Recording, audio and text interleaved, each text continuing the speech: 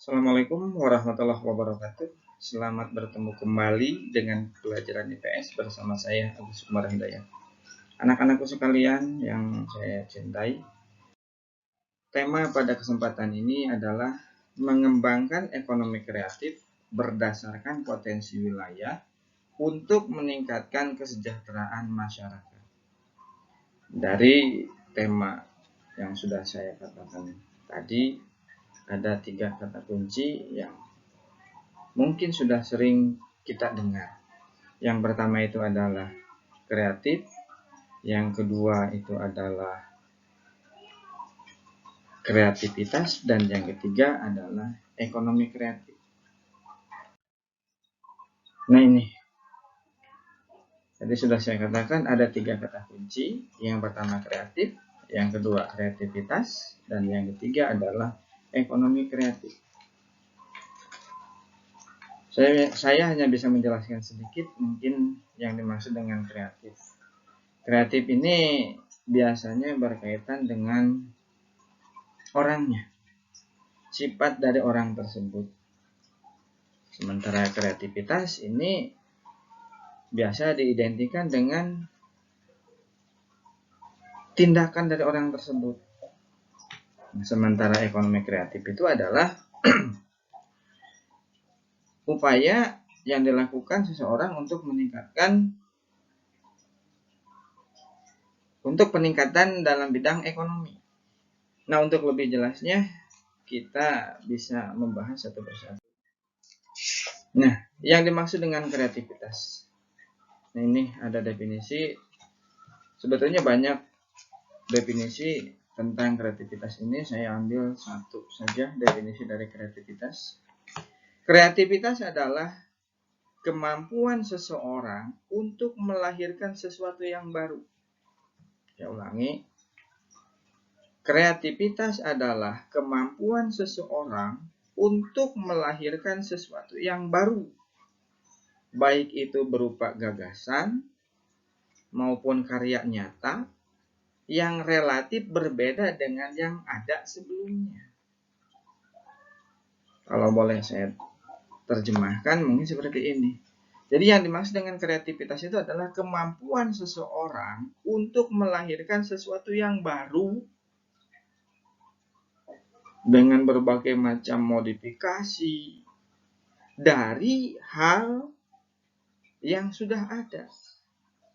Jadi adanya modifikasi dari hal yang sudah ada menjadi sesuatu hal yang baru. Itu yang dimaksud dengan kreativitas. Bisa dipahami?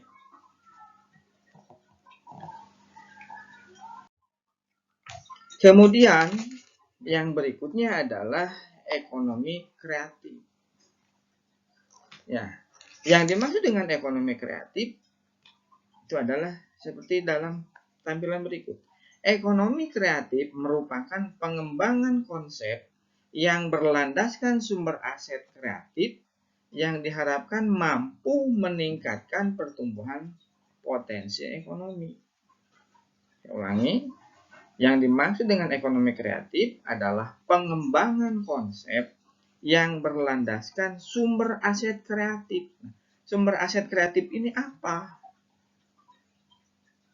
Bisa dikatakan yang dimaksud dengan sumber aset kreatif di sini adalah sumber daya manusia atau orangnya. Dengan adanya sumber daya manusia yang bagus ini diharapkan mampu untuk meningkatkan pertumbuhan potensi ekonomi. Bisa dipahami? Nah, pemerintah Indonesia dalam hal ini sudah mengidentifikasi lingkup industri kreatif menjadi 14 subsektor. Apa saja ke-14 subsektor industri kreatif ini? Yang pertama, subsektor yang pertama itu adalah periklanan. Kegiatan ini atau periklanan ini berkaitan dengan jasa periklanan, yakni komunikasi satu arah dengan menggunakan medium tertentu. Saya ulangi. Periklanan ini berkaitan dengan jasa periklanan atau menawarkan produk yang dilakukan dengan komunikasi satu arah dengan menggunakan media tertentu. Nah, iklan ini bisa dilakukan melalui televisi, radio, poster, reklame, dan lain sebagainya. Masih banyak lagi sebetulnya. Untuk apa? Satu tujuannya yaitu untuk menawarkan hasil produksi. Saya yakin kalian sudah tahu iklan. Dimanapun kita sering menemukan iklan.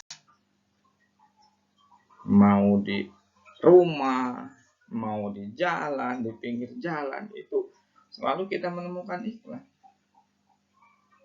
Itu subsektor yang pertama. Kita teruskan dengan subsektor yang kedua, yaitu arsitektur. Nah, kegiatan ini berkaitan dengan desain bangunan secara menyeluruh, baik di level makro atau level besar, sampai ke level mikro atau level yang kecil. Nah, arsitektur ini mencakup arsitektur taman, kemudian perencanaan kota, perencanaan konstruksi, dan lain sebagainya, masih banyak lagi. Itu yang kedua. Yang ketiga, subsektor yang ketiga, itu adalah pasar barang seni. Pasar barang seni ini berkaitan dengan perdagangan barang-barang yang asli, bukan tiruan. Yang unik. Unik itu jarang sekali dan langka. Langka ini susah untuk didapatkan. Serta memiliki nilai estetika seni dan sejarah yang tinggi. Nah, pasar barang seni ini bisa dilakukan melalui sistem lelang, kemudian galeri, toko, kemudian pasar swalayan, bahkan bisa melalui internet. Kita untuk mendapatkan barang-barang yang tadi langka, kemudian unik, memiliki nilai estetika seni yang tinggi, sejarah yang tinggi, ini bisa kita dapatkan dari berbagai macam cara, termasuk melalui internet, online. Itu yang ketiga. Yang keempat, itu adalah kerajinan. Nah, kegiatan ini berkaitan dengan kreasi, produksi, dan distribusi produk yang dibuat atau dihasilkan tenaga pengrajin yang berawal dari desain awal sampai proses penyelesaian produknya. Nah, apa saja yang meliputi barang-barang kerajinan ini? Tuh bisa kerajinan yang terbuat dari batu berharga, seperti halnya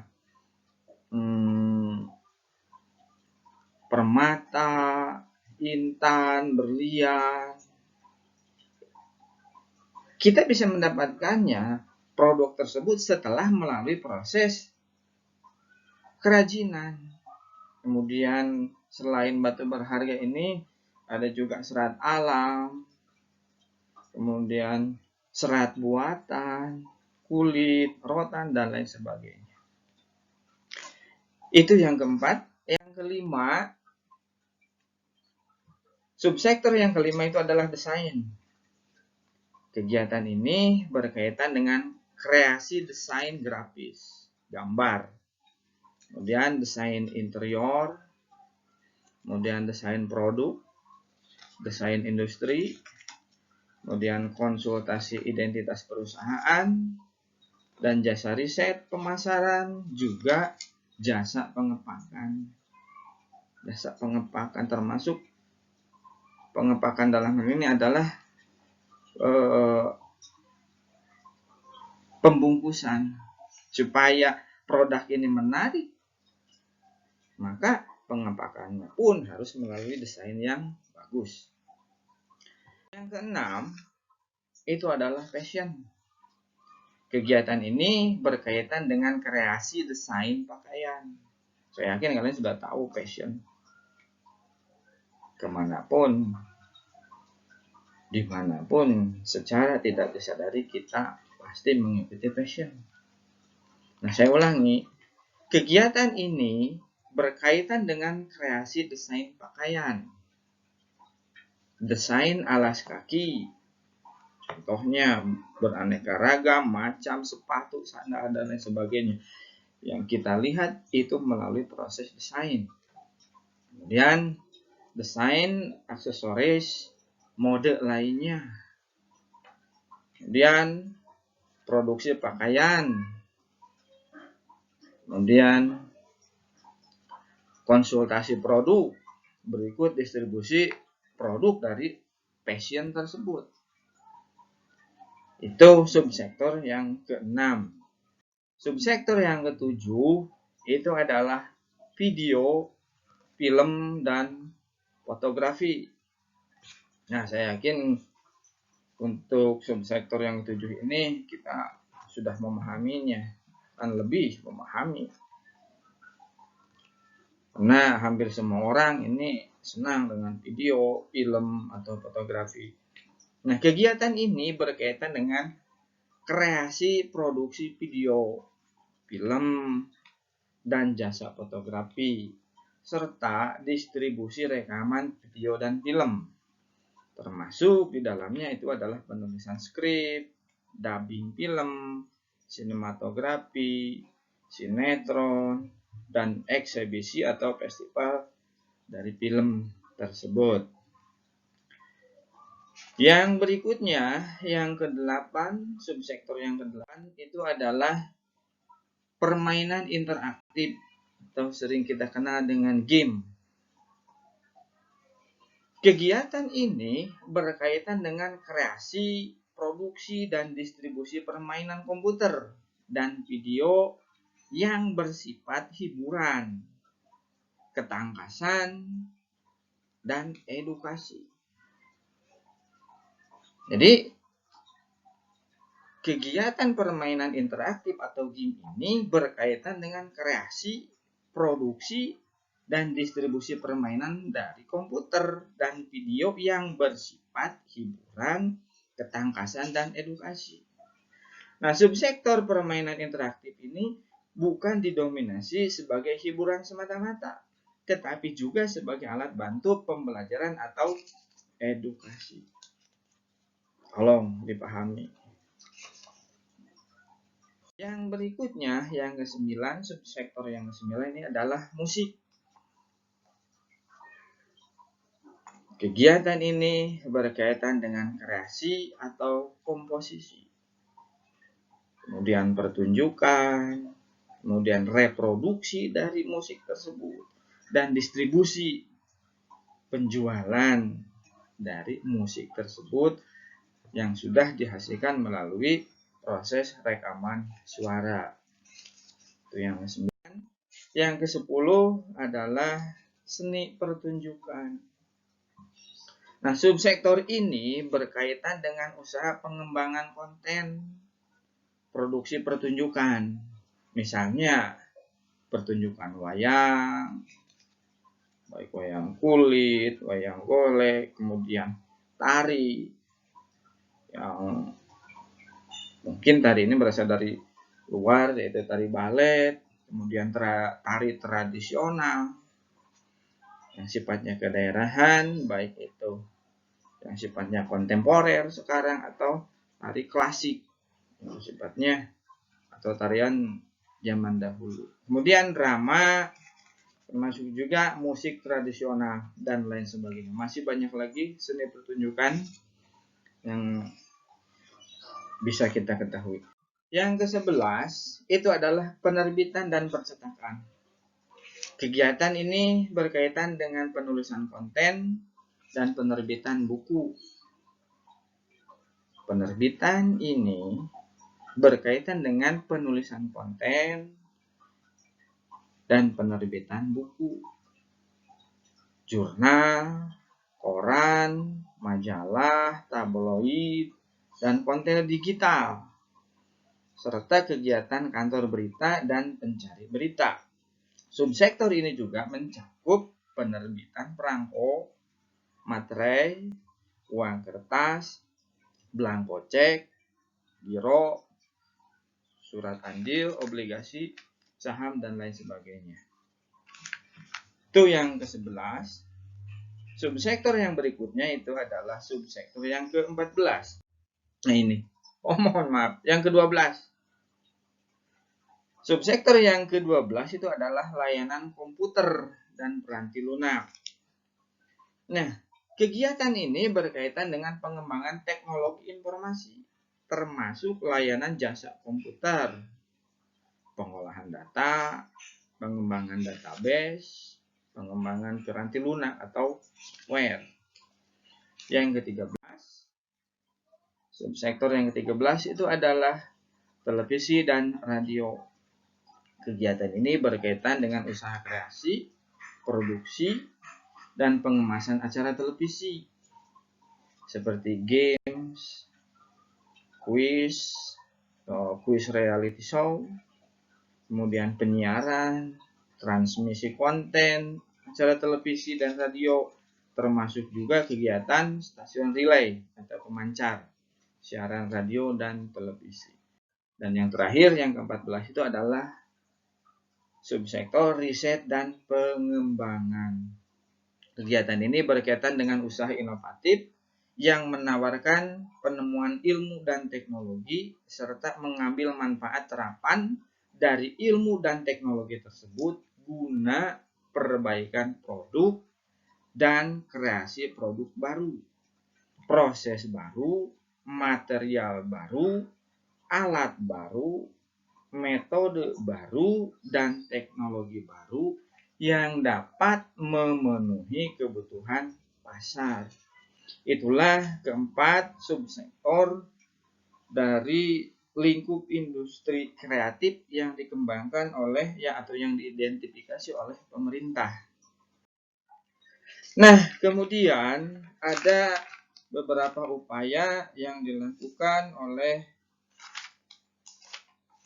pemerintah dalam rangka meningkatkan upaya ekonomi kreatif.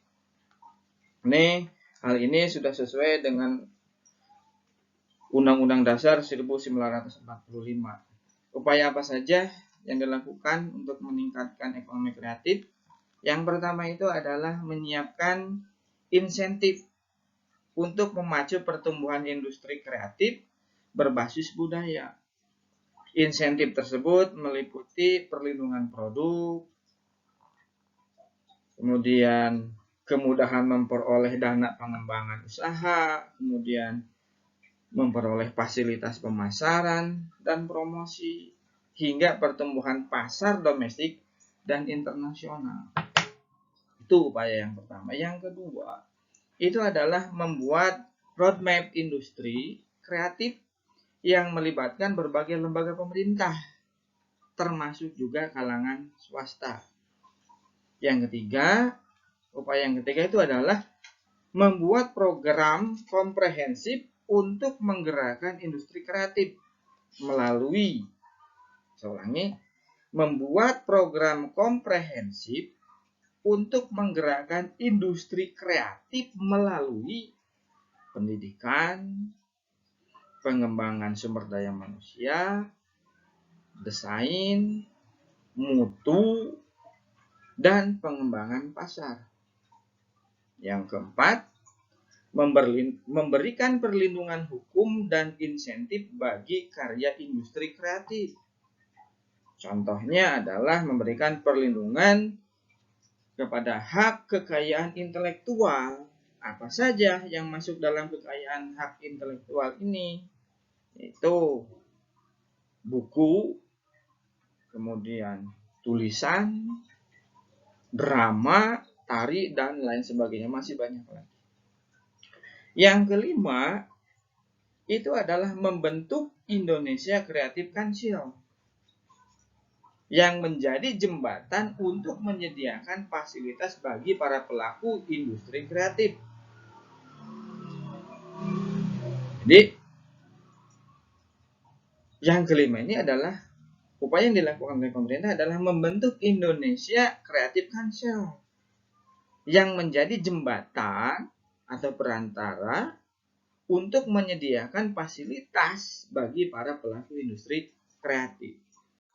Anak-anak yang saya cintai, selain dari upaya yang dilakukan oleh pemerintah tadi, Kementerian Perdagangan pun melakukan beberapa upaya untuk pengembangan ekonomi kreatif ini. Nah, ini ada beberapa upaya pengembangan ekonomi kreatif yang dilakukan oleh Kementerian Perdagangan. Upaya yang pertama adalah pengembangan database ekonomi kreatif Indonesia yang didukung dengan teknologi informasi. Kemudian yang kedua, peningkatan penggunaan teknologi melalui program kemitraan. Yang ketiga, mengadakan Pekan Produk Kreatif Indonesia. Yang keempat, mengadakan Festival Ekonomi Kreatif. Yang kelima, adanya wahana kreatif. Yang keenam, peningkatan jangkauan dan efektivitas pemasaran dari hasil produksi. Yang keenam, riset ekonomi kreatif dan pemberian fasilitas intensif yang mendukung terjadinya inovasi. Yang ke-8 adalah memberikan fasilitas kegiatan yang mendorong insan kreatif dan entrepreneur kreatif baru. Yang ke-9, kegiatan fasilitas atau mengadakan kegiatan fasilitas yang mendorong lahirnya insan kreatif dan entrepreneur kreatif baru untuk merangsang terciptanya insan kreatif dan entrepreneur baru di Indonesia. Yang terakhir, yang ke-10, itu adalah penciptaan identitas lokal Indonesia, baik itu mulai dari daerah tingkat 1, 2, serta identitas nasional. Demikian pembahasan materi pada hari ini. Semoga bermanfaat bagi kita semua. Terima kasih atas perhatiannya. Wassalamualaikum warahmatullahi wabarakatuh.